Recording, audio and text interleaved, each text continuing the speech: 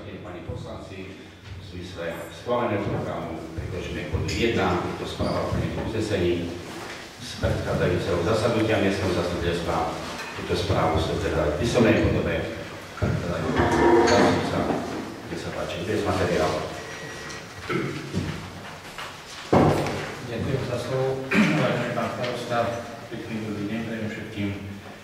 Správa bola, tak ako povedal pán starosta, predložená v písomnej forme. Nemám tým žiadne doplňujúce informácie. Ďakujem za vedenie správy. Prosím, otváram rozpravu k tomuto bodu. Pán poslanec Hudník. Ďakujem za slovo, pán starosta. Len jednu vec by som chcel.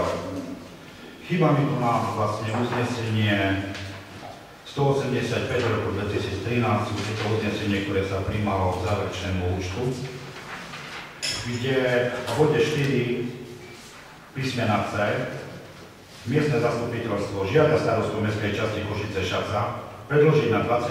rokovanie miestneho zastupiteľstva mestskej časti Košice-Šaca návrh novely VZN číslo 3 2006, cieľom ktorej bude úprava riešenia úrokov zo zábezpeky poskytnutej nájomníkmi bytového domu Metalu 2. A toto uznesenie mi chýba aj v tomto. A chcel by som sa opýtať, že poviem to v časovom horizonte možno známeho pánovi starostovi, ktorý 5 ročníci to bude pán starosta. Pani poslankyňa Borošová. Dobrý deň, prajem. Ja by som sa chcela opýtať teda k tomu uzneseniu 214 roku 2014. Je tu uvedené, že odporúča zvolať pracovné stretnutie, uznesenie je vraj splnené. Ja som bohužiaľ mala tú smolu, že som nevedela priznať to podujatie na to stretnutie pracovné. A to stretnutie malo byť za účelom spracovania návrhu na riešenie uvedenej problematiky. Keďže som tam nebola, som očakávala, že napriek tomu, že je neformálne, tak nejaký záver z toho bude. Jedná sa o veľmi vážnu vec, o ktorej treba hovoriť a ktorú treba riešiť. A ja som nejako neobdržala žiadnu informáciu, iba také telefonické od kolegov. Takže ja sa pýtam, akože je splnené to uznesenie, keď návrh tu žiaden nie je.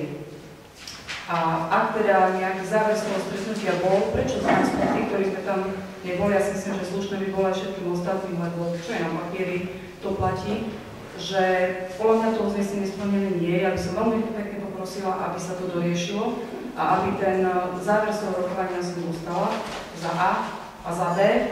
Podľa mňa návrh na riešenie existuje vôbec zatiaľ, existuje niekoľko návrhov čiastkových riešení a sa chcem teda opýtať, že akým spôsobom teda hodnotíme ten stav toho uznesenia. No, toto je moja vec.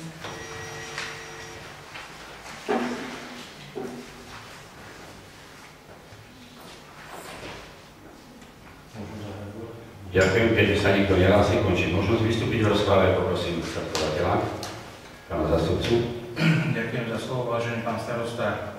K otázke pána poslanca Hutníka uvádzam, že VZN podľa mojich informácií a písomných materiálov, ktoré mi boli predložené pri vyhotovaní tejto správy, bolo prijaté na predchádzajúcom zasadnutí miestneho zastupiteľstva, takže nevidím dôvod, aby som ho uvádzal ako nesplnené, keďže bolo schválené a prijaté.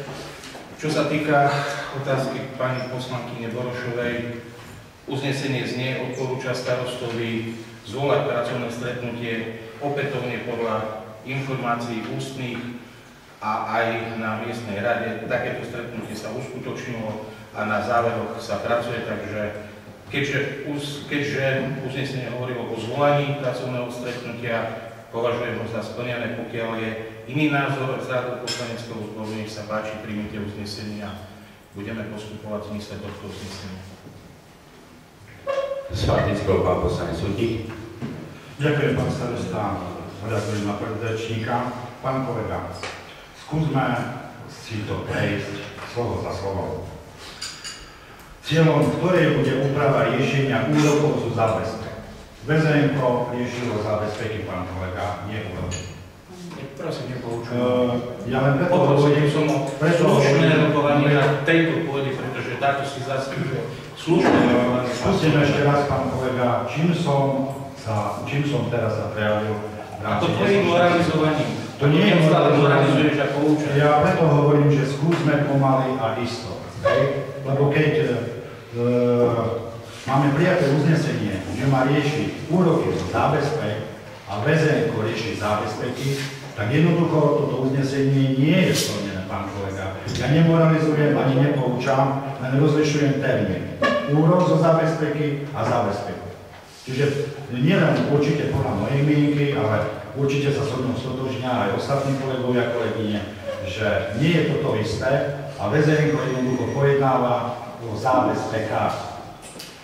Nemám proti tomu ako nič, že sa prijalo takéto VZN, ale jednoducho to, čo sme chceli, nebolo prijaté ani navrhnuté. Ja nemoralizujem, ani nepoučam, pán kolega. Ako keď to tebe takto prípada, potom pardon, ale jednoducho chcem poukázať na rozdiel, čo je úrok zo zábezpeky a čo je zábezpeka. Nič iné. Ani nič viac, ani nič menej. Čiže jednoducho toto všeobecné záväzné nariadenie nebolo prijaté. Bolo prijaté VZN, ktoré rieši výšku zábezpeky. Nič iné. Ďakujem za slovo. Pani poslankyňa, chceš reagovať na predrečníka? V podstate áno. Chcel by som ale len doplniť, a ja by som prosila také slušné jednanie takisto naozaj. Keď sa chceme hrať o slovíčka, tak pán kolega, všetci kolegovia, keď je napísané, my keď povieme, že zvolať, odporúčame zvolať, v podstate stačí zvolať, ani sa nemusí konať. Takže nerobme si srandu v našej práci, aby som len poprosila, že našim cieľom skutočne sme tu poslanci a nechodíme tu vysedávať, nechodíme tu len sa hrať, ale cieľom bolo riešiť tú problematiku správy obrovského majetku, ktorý mestská časť vlastní vo vodovode siete, vodovod, kanalizácia. Vy viete dobre, že to súvisí s ďalším veľkým problémom, ktorý tlačíme 6 rokov pred sebou. A ja to fakt dobro myslím. Vôbec nemám nič proti tomu, ale ja si osobne myslím, že toto je zametanie pod koberec. My keď sa dohodneme, že musíme ten problém riešiť, a keď myslíte, že riešením je zvolať pracovné stretnutie, a keďže sa konalo bez záveru a nič na svete zatiaľ nie, ako si povedal správne pán kolega, podľa mňa to nie je. Veď aký problém je napísať tu, že sa rieši. Stretnutie bolo, ale návrh nie je. Je to problém tu uviesť? Podľa mňa nie. Ale tým pádom na budúce už toto uznesenie tu nebude, pretože je splnené. A vy si veľmi dobre pamätáte situáciu, keď tu bola ohľadom tých starých uznesení, ktoré tu boli. Ja trvám na tom. Tie, ktoré sa neuskutočnili, jednoducho nemôžu vypadnúť. Raz neboli uskutočnené a to je problém iný. Len je to stopa o tom, že poslanci niečo chceli riešiť a stále to do dnešného dňa napríklad aj z roku 2008 doriešené nie je. A už ani nebude. Poprosím, rozpráva bola ukončená.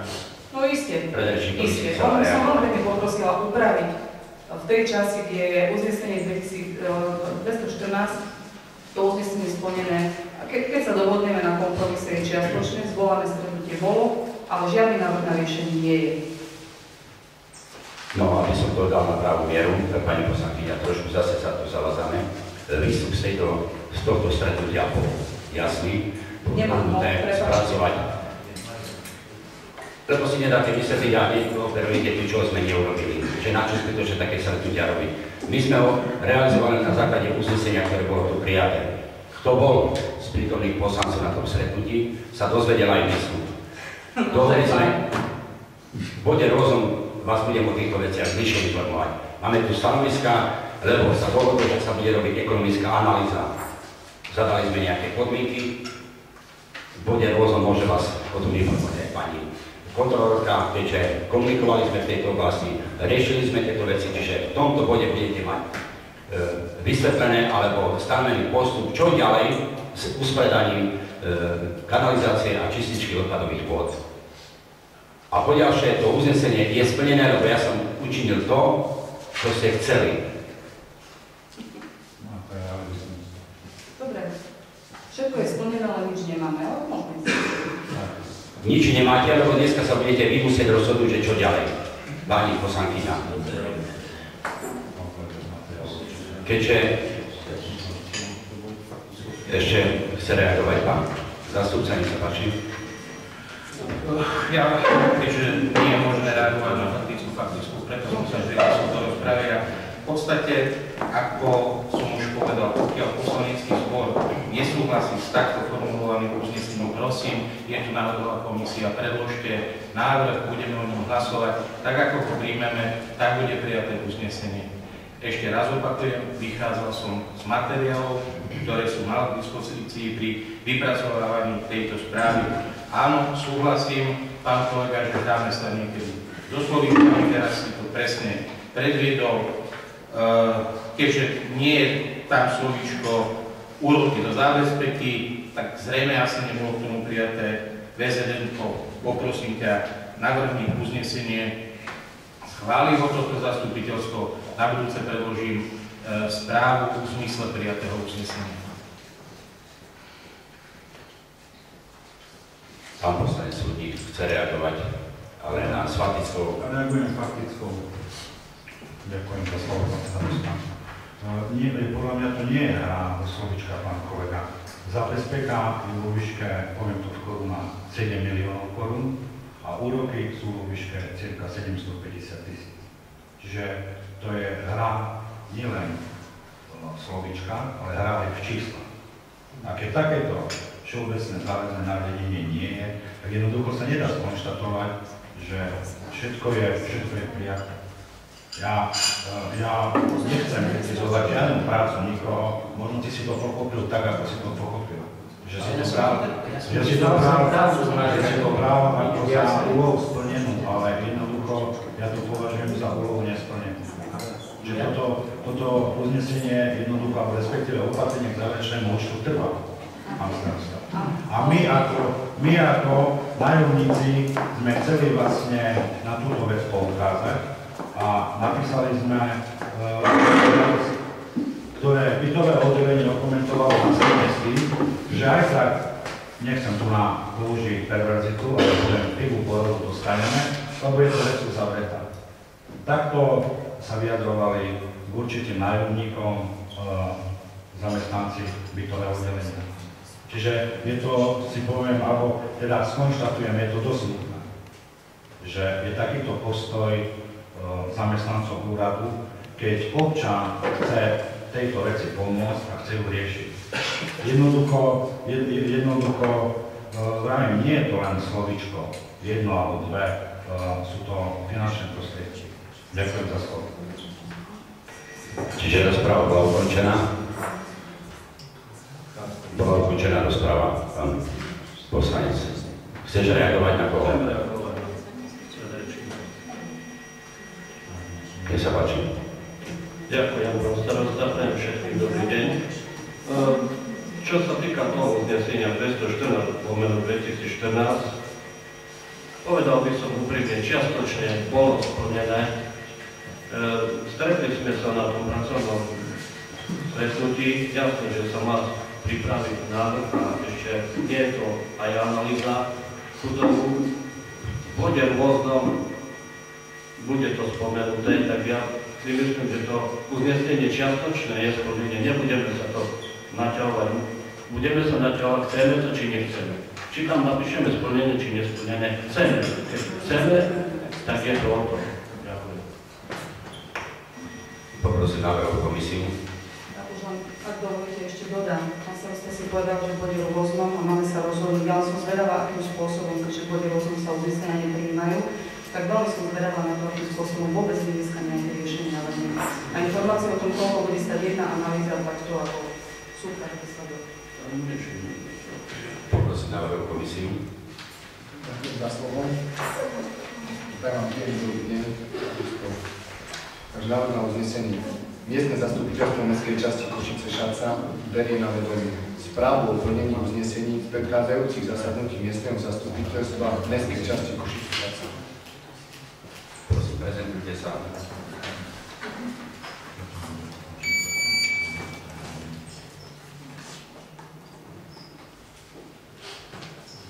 Hlasujeme o tomto návrhu uznesenia.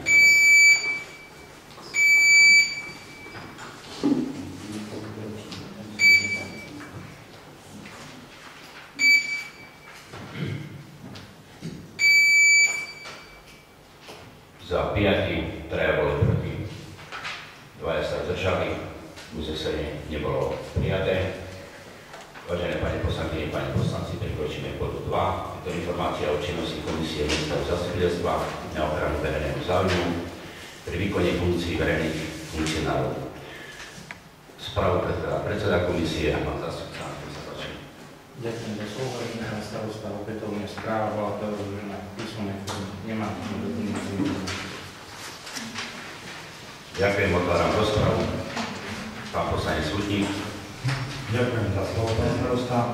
Ja len vlastne kvázi to, či boli všetky podmienky vlastne splnené, ku tomu vlastne rozhodli členovia komisie s jeho predsedom. Je len otázka, či všetci kolegovia dali dané náležitosti včas a presne.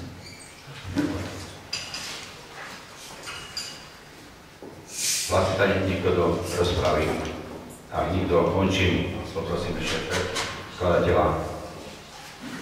Chcel som reagovať, čiže tak ako bolo povedané pán kolega, spochybňuješ závery komisie, ktoré boli predložené.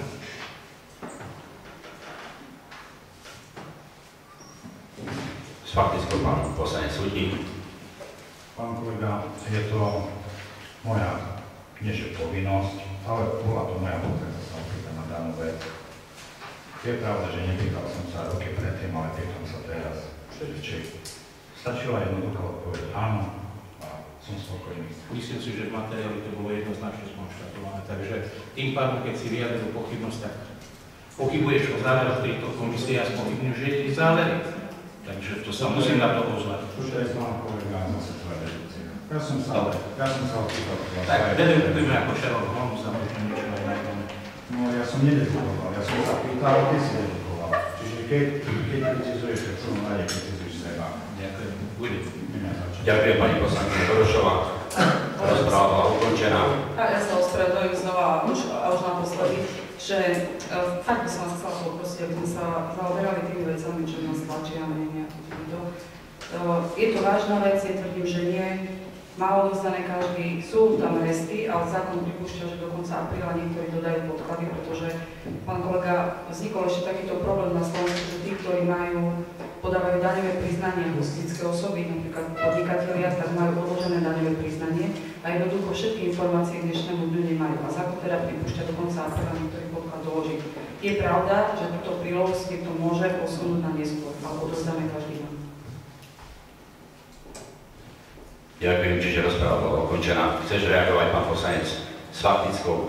Faktickou chcem reagovať. Ďakujem veľmi za výstižnú odpoveď. Práve na toto som bol zvedavý a na objasnenie vlastne zákonnosti konania vlastne komisie pri niektorých poslancoch. Nič iné. Toto som práve potreboval, toto som chcel, aby o tom vedeli vlastne aj kolegovia, aká je možnosť, čo je podľa zákona. Toto som chcel. Ďakujem za výstižnú informáciu. Ďakujem, prosím, návrhu komisie o uznesenie k tomuto bodu. Návrh na uznesenie. Miestne zastupiteľstvo mestskej časti Košice-Šaca berie na vedomie informáciu o činnosti komisie miestneho zastupiteľstva na ochranu verejného záujmu pri výkone funkcií verejných funkcionárov. Ďakujem, prosím, prezentujte sa.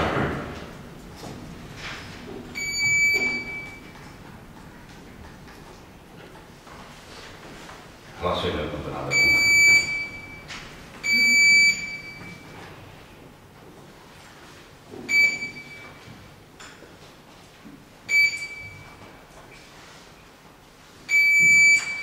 Za 10, nikto nebol proti, nikto sa